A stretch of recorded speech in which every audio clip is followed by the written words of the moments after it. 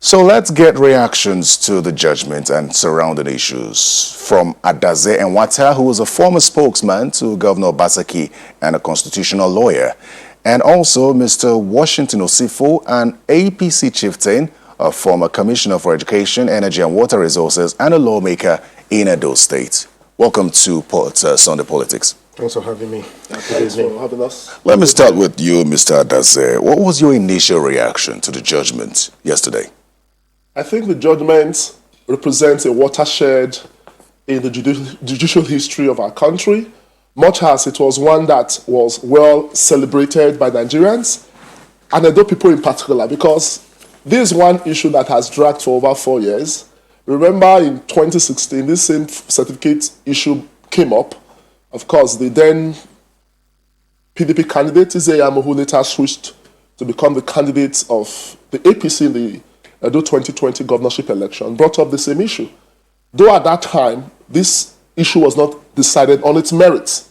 But this time around, what makes this case different from the earlier one, which of course the court struck out, on the ground that, the action was statute bad, was that the court looked at every shred of evidence that was presented.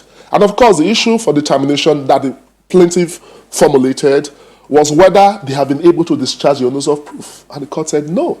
And you just said that the court said there was no iota of truth in those allegations. So it was a triumph of truth over falsehood, a triumph of real against what people concocted. And when you trace the history of the person who brought this action, one William Edobo, it was more like what started from the APC primaries. Because the same William Edobo brought an action before the governor was disqualified. And Oshomola said there was a matter in court that they didn't want to go the way of other states where candidates were disqualified. Initially, the same guy who filed that action withdrew that initial action. When the governor joined PDP, he now brought up this new action.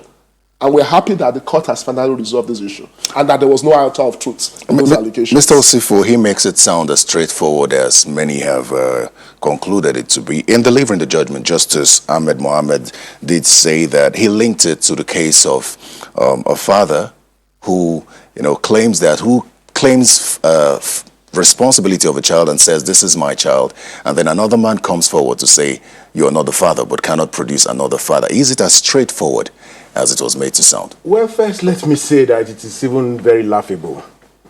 And every day, when we say judiciary, with due respect to the contest judiciary, because there are so many good men and women still in that government, is the greatest threat to Nigerian democracy. The president is right. The word generally, Nigerians are correct. Now, to even correct the way you introduced the matter, although you were taking a lead from what the justice you delivered the ruling yesterday said, that it was just about the UI certificate.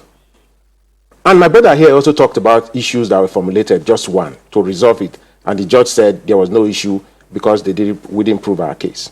But what the judge forgot, or he remembered, but he deliberately stayed away from talking about it, was that there were other issues.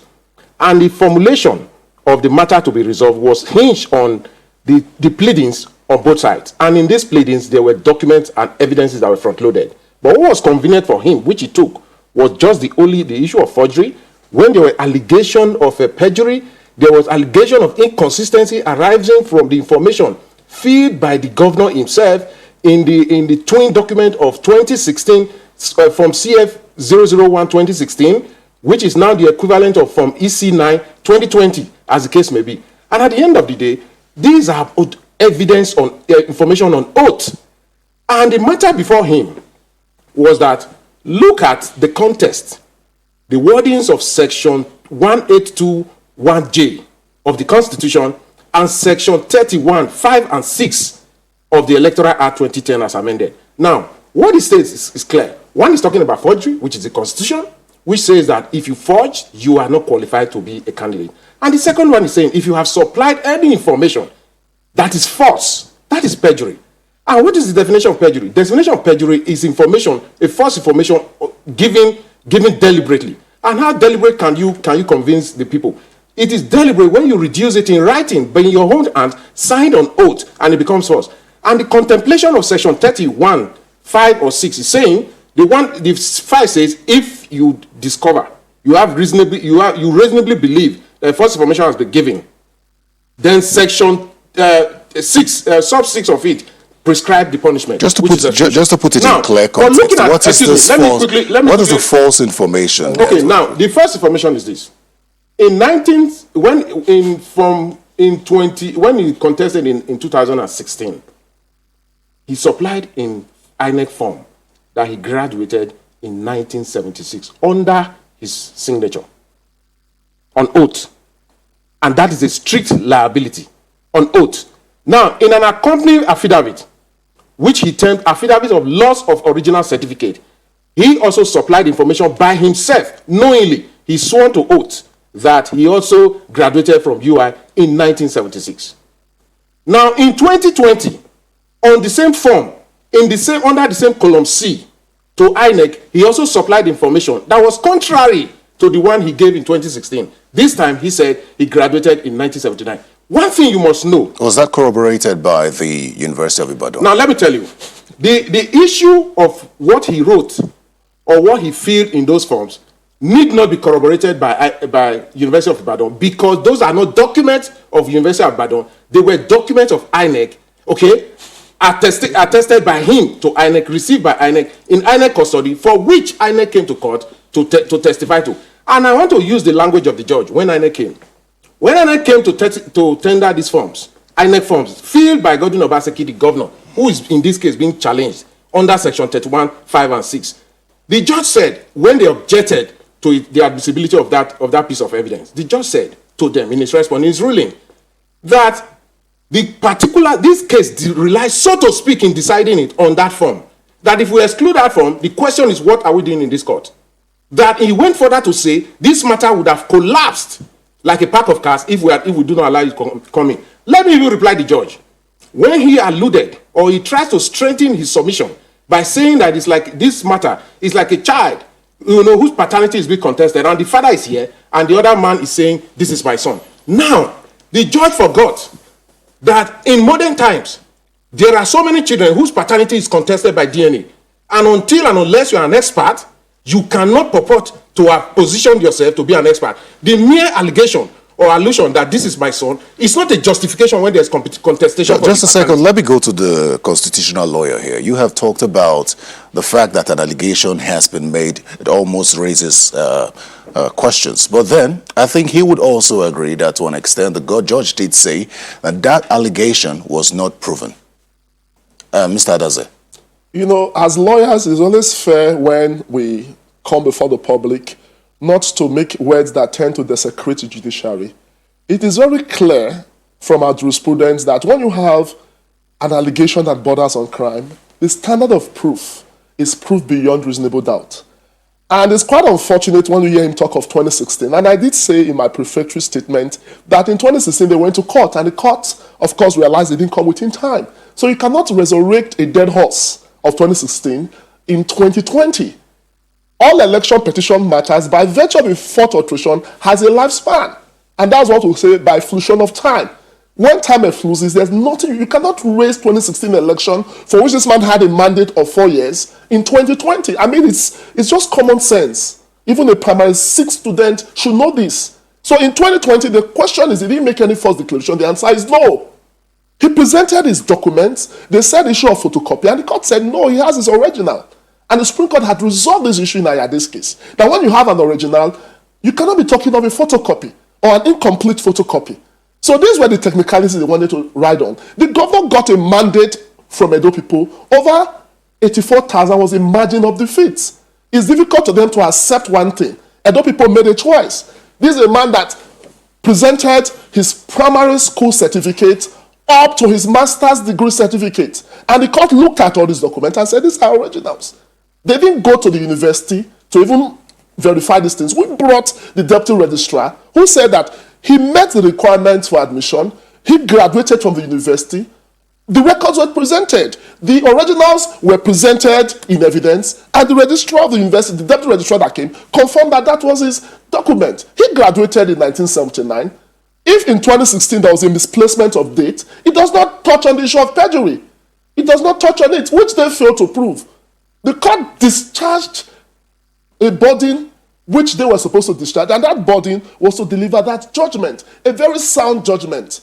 based on hard facts. The law was on the side of the governor, and the facts were on the side of the governor. But do you think that this lays to rest the question of the certificate issue as far as the governor is concerned? As Because far it's as come up Nigerians, every time he's run for office. I know, as far as Nigerians are concerned, the question is, does Gordon Obaseki have genuine certificates from his primary up to his postgraduate? The answer is yes.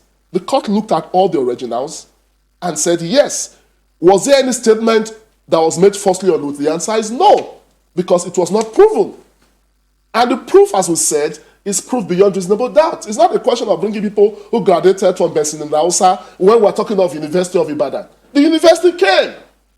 So we should move ahead because we don't have time for frivolities. The issue of the social contract Edo people has given this governor is for development. It's not a question of people using litigation as a tool for fundraising. That seems to be what this thing is about. They are saying they want to go to appeal. They have started meeting people for funds to go to the Court of Appeal. Let's talk to Mr. Osifo on that. Now, the APC wants to go to the appeal court. What chances do they stand? Now, the reason, if you are not satisfied with the judgment of a lower court in this case, or even in the judgment of a court of appeal, you go higher. Now, what my brother just said, he considered that whereas the 2016 form is statute barred, okay, in his language, but assuming he mistakenly filled a wrong information, mistake on the line or error on the line under section 31, 5 and 6 of the Electoral Act, he said that it is not condoned. It is a strict liability. If you knowingly do or unknowingly do, okay, it will become inexcusable if you have to interpret it the way it is. Now, what is running away from? Like I said, there were two laws, instruments that should have guided this judgment. Okay, one was the Constitution, and the second one the Electoral Act. The Constitution talked about forgery, okay, which deals with the certificate, but the other filing false information and the consequences that follows is dealt with under the Electoral Act. It is clear. There's nothing you can do about it. Now, the question is, we didn't say the judge must rule in our favor. We didn't say he must also rule against us. What we were saying, with the facts before you, talk on all of them. Based on the pleadings on both sides, evidence before you, what the judge did was cleverly to avoid section 35, 36, 31, 5, and 6, which is the issue of supplying false information.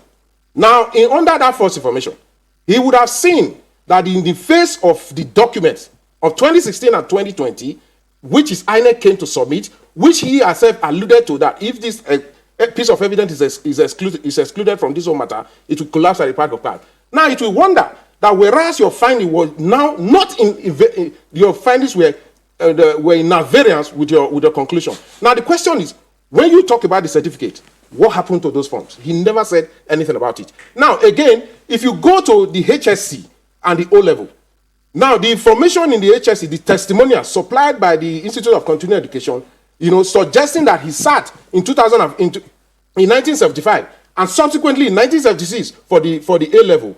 Now, the results, the information on the result for subjects sat for were at variance with each other. Now, the question is, he supplied those information to INEC. And we are saying, if you have two documents submitted by one person on account of the same cause, and they are reading two separate information, one can only be false of the other, or even both false. Now, we wanted the judge to speak on this issue. The judge cleverly, escaped it and never talked about it. Now, those questions that are not answered are grounds, okay, for appeal. And that is why we say, what is before you, you didn't answer them. And because you didn't answer them, we have to go upstairs. Now, if you had answered them, the case would have been different. Namely, are we satisfied with the answers? That is one. But now the question is, they come before you, you chose what was convenient, and you say that on the basis of the preponderance of evidence and the height of what you have to prove, which is the height that is demanded of you to prove in the case of forgery, you didn't prove it. Now, the question is, what about, assuming that is correct, what about section 36, 31, 6, 5 and 6? I want my brother to even speak on that. Because you cannot continue to pick an item that was convenient for the judge and you celebrate that it is over. Now, the manifest inconsistency, I repeat, in those forms, namely 2016 and 2015. Now, if you even talk about the inflation of time, time does not run against offense. For the purpose of information field that was wrong in 2016, okay, it is still relevant. Although we are not contesting that election again, that is where they don't draw the link. We are not contesting that election because it is statute bad. But the information supplied in that information, because they are not true, they remain false to date, and there is nothing to suggest otherwise, either through an affidavit that they do not exist. There was no affidavit of correction. Mr. Adase, and that is why let me go to Mr. Adase quickly. For the Court of Appeal. Mr. Adase, he has hinged his submission on the fact that the judge ignored some other submissions of the plaintiffs. Now, are these linked to the statement from the UI? Is it corroborated in the whole statement? Does it justify the judgment? You know, the plank of their arguments, when you look at the entire gamut of what they filed, was that the governor presented false documents and made false declaration. And the court had to evaluate all this. You know, it's one thing for the court to admit documents. It's another thing for the court to admit a document and at the same time attach probative value. All the things that there are 6 witnesses presented, the court did not find any probative value compared to what the governor presented to INEC in 2020, stated all the certificates, Syria team, presented photocopies, and at the appropriate time, the originals were tendered. It is when you are idle, you go for mundane things. He was elected like the governor. His seat was declared vacant because he was truant. He failed to sit in the seat. He was elected as a lawmaker for 2 years. He's here. And he's busy analyzing issues over an elected governor. And though people gave this man a mandate, and he's living on that mandate. I think so for us, if they want to go on appeal, we'll meet them. That's why the courts of appeal are there. But we fail to realize that their deputy governorship candidate was disqualified by the court over false declaration. You know, it's like when you have a log in your eyes, you are looking at something in another person's eye. So I think one of the issues, just a second, one of the issues that's a worry for a number of Nigerians is how far the Independent National Electoral Commission would go to address some of these issues. But I think we'll talk about this in a short while. We'll take a quick break and we'll be right back. Stay with us.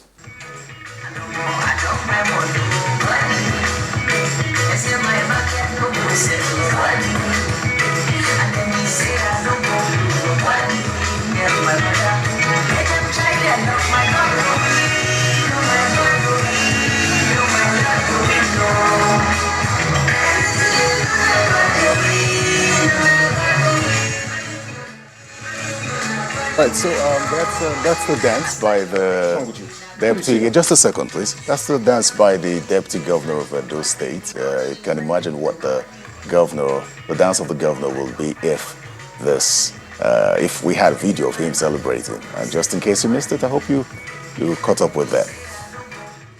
Up next, we will talk about the president and his 2021 agenda as far as his New Year message is concerned. Please stay with us.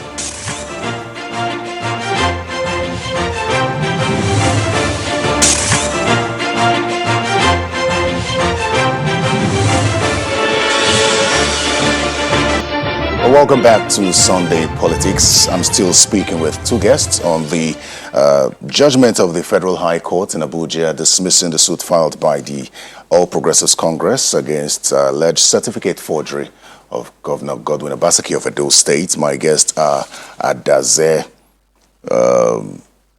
Enwatam.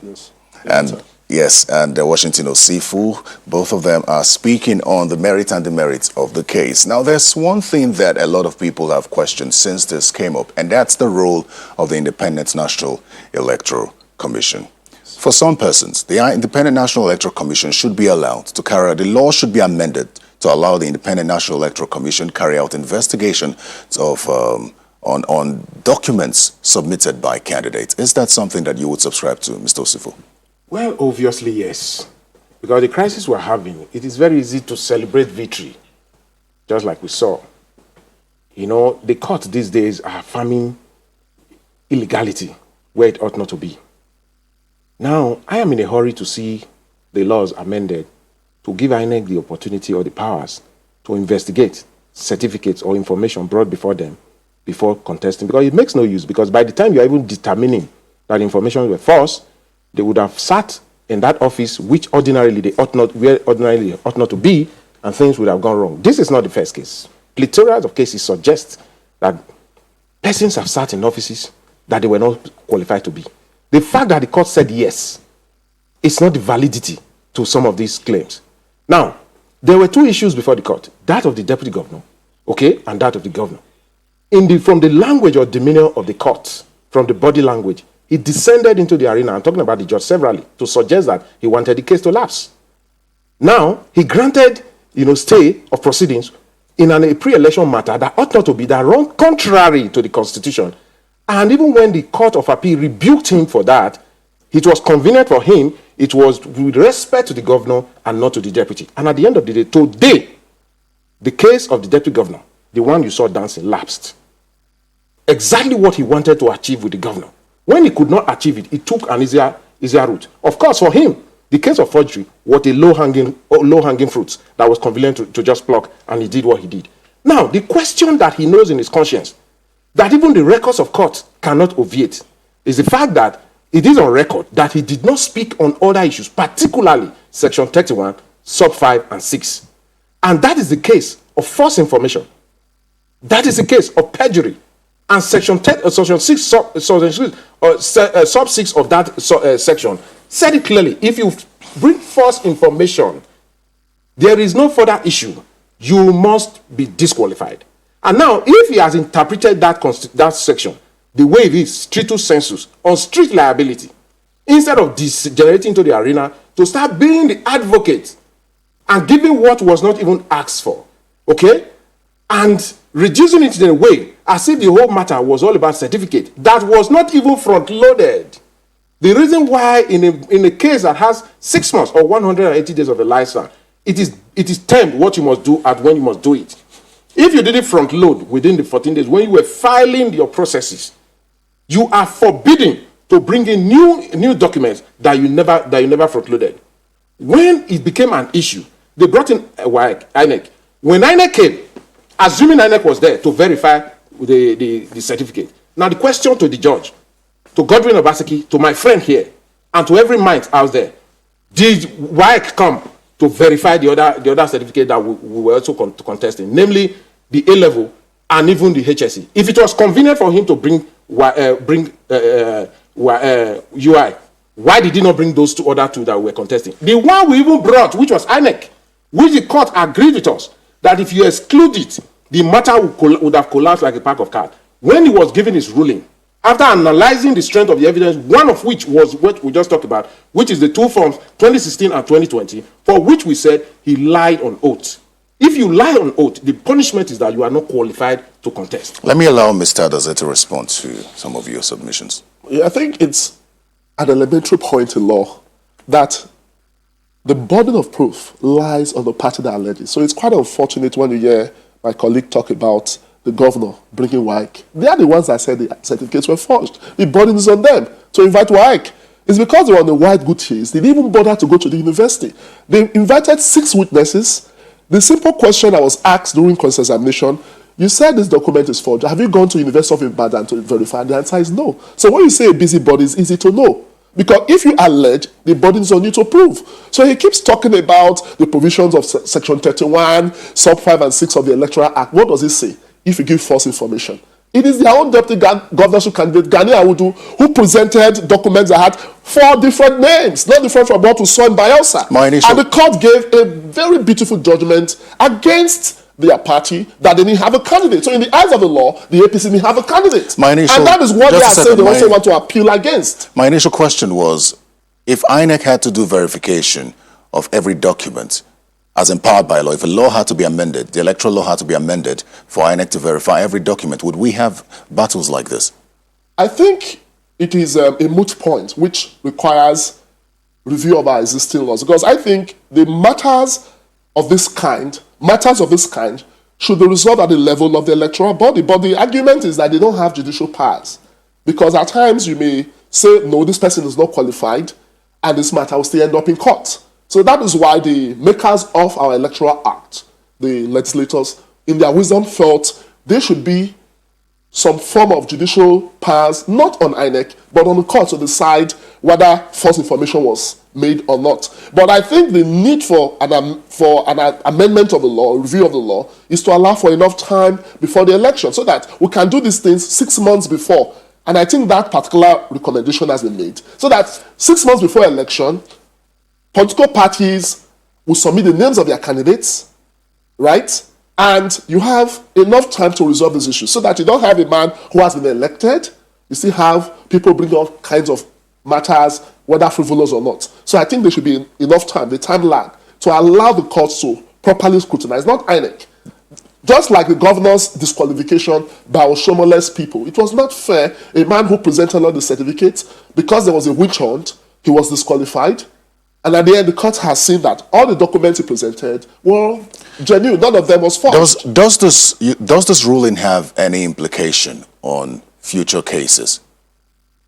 What do you see in future from this ruling? I think it's a watershed, because you find that some persons who, maybe out of mischief, decide to malign an individual. And you find that in the course of this trial, we had more of these social media trials than the actual proceedings that was happening in court. They said all manners of things, but eventually the court now had to look at the hard facts. And on the hard facts, the court considered 3 things. The question is, the originals, were these documents forged? The answer was no.